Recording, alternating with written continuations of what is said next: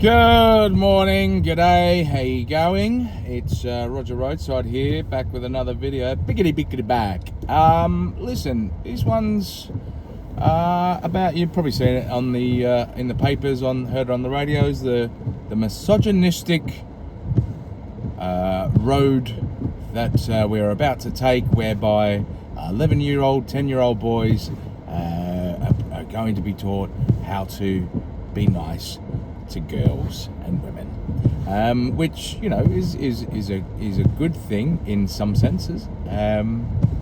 However, this is my view on it, right? This is like if you're having a heart attack, and you notice that the guy's also got an ingrown toenail, and you start treating the ingrown toenail first before treating the fact that they're having a heart attack.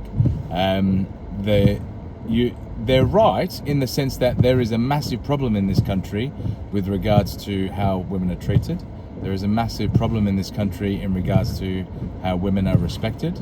There's a massive problem in this country with regards to how boys and men are interacting with women. And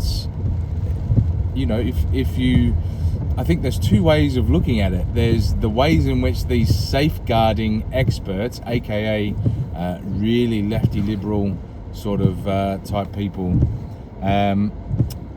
whereby it will now become the role of a teacher to teach this information, which for me starts at home.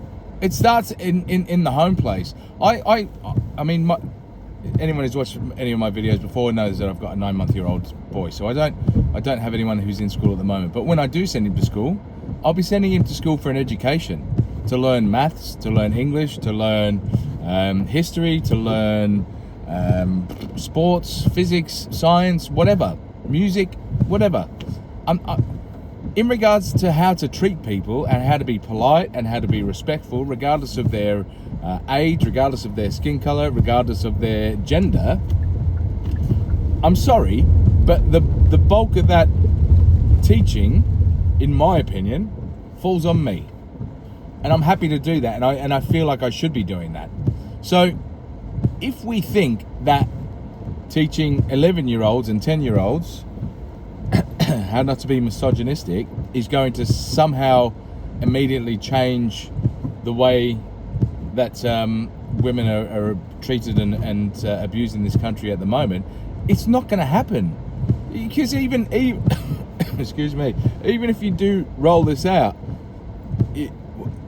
it's going to be 10 years before those behaviours that have been now apparently stamped out are going to come into effect.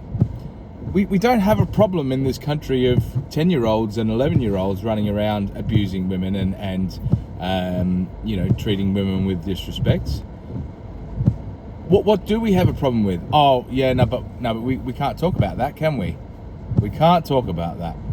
So basically, this is the way that I think it's this government or whoever it is going to be addressing this problem. And for me, it stinks of a publicity stunt so that someone can point back to it and say, oh, we're doing everything we can to stop the abuse against women. Look at what we've rolled out against across every school across the country.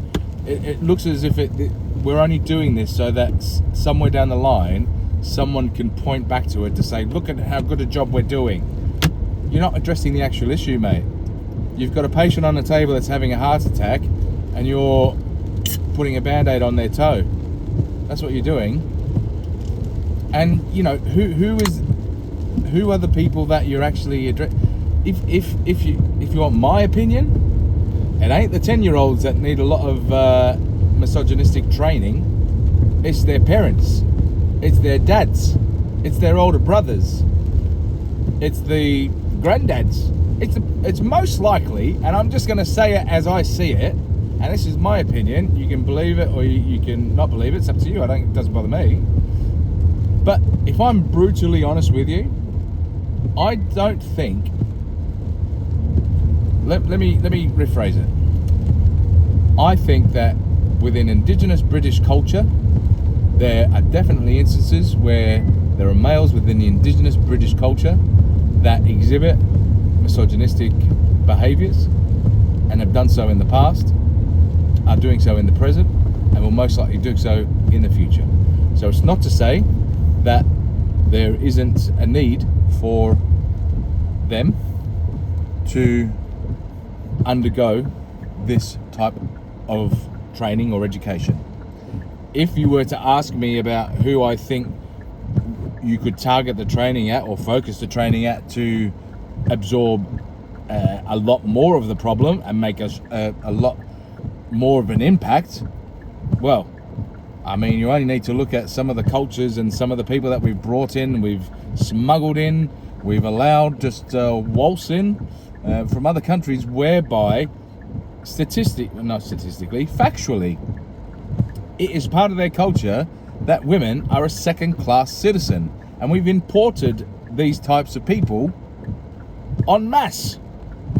And now we're crying about the fact that there's inequality, that there's bad behaviour against women in our country, and instead of actually addressing that problem or addressing that group or that subgroup of people, all right, maybe not everyone does it, but if you wanted to make the biggest impact, if you wanted to have the logical step, you'd go after the masses rather than the minority. And I feel like with this implementation, it's not only just that you're going after minority, you're going after the minority's minority by going after the kids.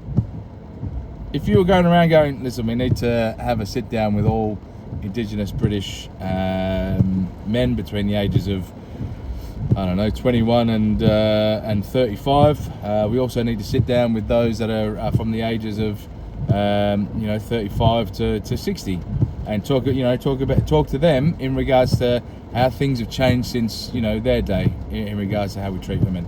Now, if you were going to roll that out, I would say that you're dealing with the minority in regards to being able to make the biggest impact on women being abused in this country. But you're not even doing that. You're putting it into the school system and teaching it to kids who haven't even really formed an opinion on the opposite sex. Other than I remember when I was 10 years old, I used to hate girls.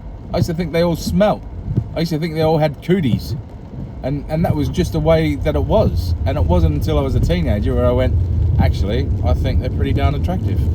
And I'm going to try my best to win their affection.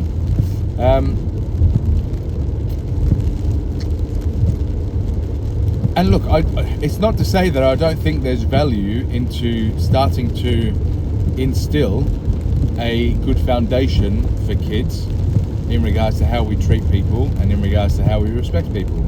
It's not that I disagree with that. I don't necessarily believe that it should be just the role of the education system, because I think as soon as we start putting it into the education system, then we'll start getting parents really relaxed about the situation.